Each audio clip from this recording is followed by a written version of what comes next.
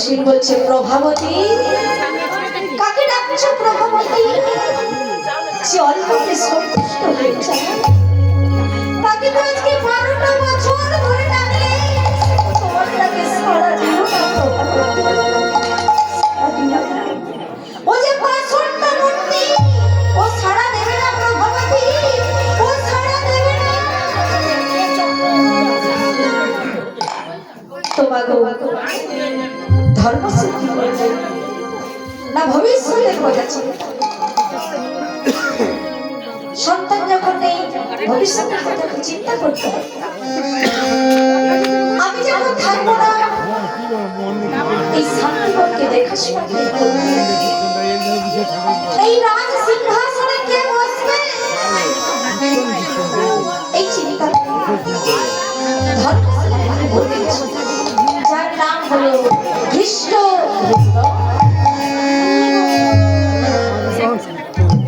তোমাদের এই ধৃষ্টর জীবনে যে লোক ছিল এটা কিন্তু রাজা ধর্মশীল বুঝতে পারে। তাই প্রাণের বন্ধুকে বড় আদর করে সিংহাসনে বসবে।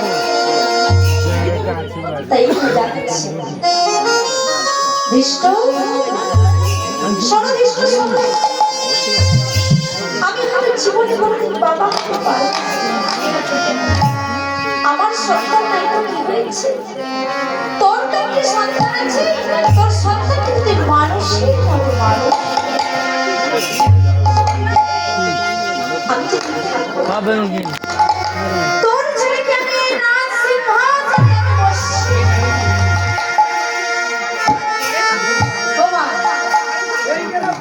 কোনো মা কি চাইবে পরের ছেলেকে সিংহাসনে বসবে? তাহলে প্রভাবতী মা আবার কি করেছে? সকালবেলায় ঠাকুরের চরণ তলে গেল না, দুপুরবেলা ওই ঠাকুরের চরণ তলে গেল না, আর সন্ধ্যাবেলা ওই ঠাকুরের চরণ তলে গেল না। কখন গেলেন সেই রাত্রি 12টার পর ওই ভগবানের চরণ তলে বসে বলছে, হে দয়াময়, আমি আমার জন্য আসছি ঠাকুর, আমি আমার জন্য আসছি। কেন এসেছে? সকালবেলায় তোমার ঘরে এলাম না বলে তোমার চরণে জল দিলাম, দুপুরবেলায় তোমার ঘরে এলাম না বলে তোমাকে কেউ আবার সন্ধ্যাবেলায় তোমার ঘরে এলাম না বলে তোমাকে কেউ শ্রদ্ধা করে।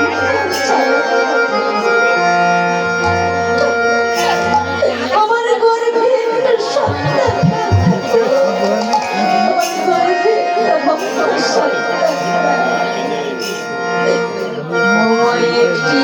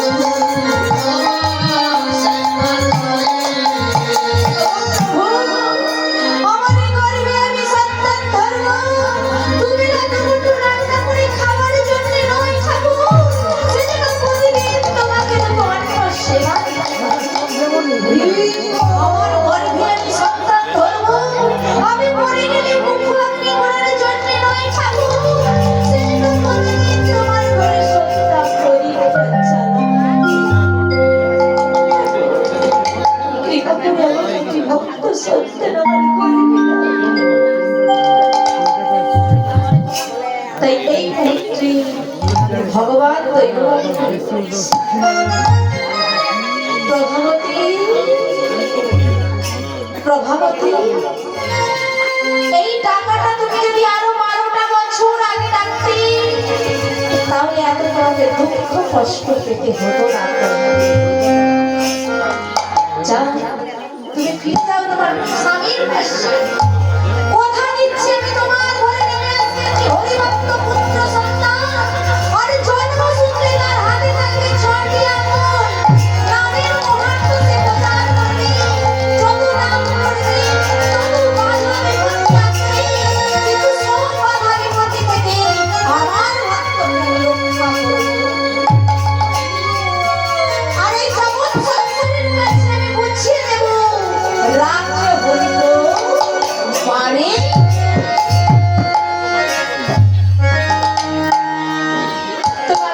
ভগবান যে কৃপা করেছে অসংখ্য ধন্যবাদ। তাই প্রভাবতী মা আমার কি করেছি না মনের আনন্দে বাড়ি চলেছে।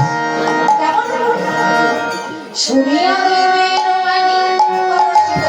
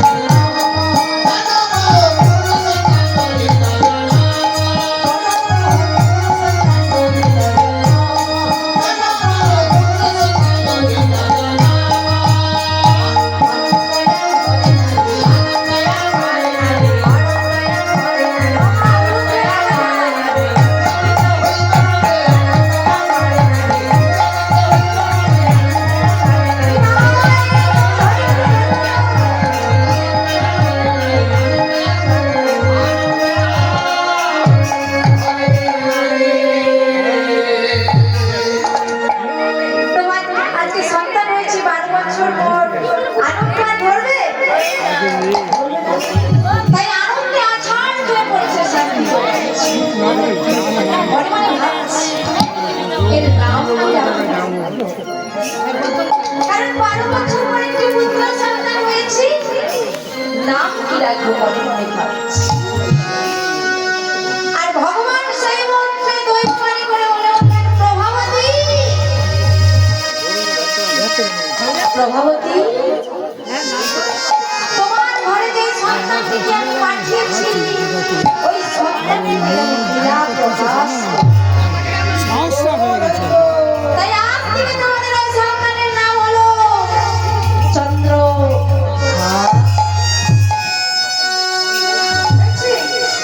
আমি বলেছিলাম ভক্ত চন্দ্রহাস, তাই আজকে চন্দ্রহাস হয়েছি। আর ভগবান যখন লীলা প্রকাশ করবে ওই ভক্ত সন্তানের দ্বারাই, তাহলে ভক্ত সন্তান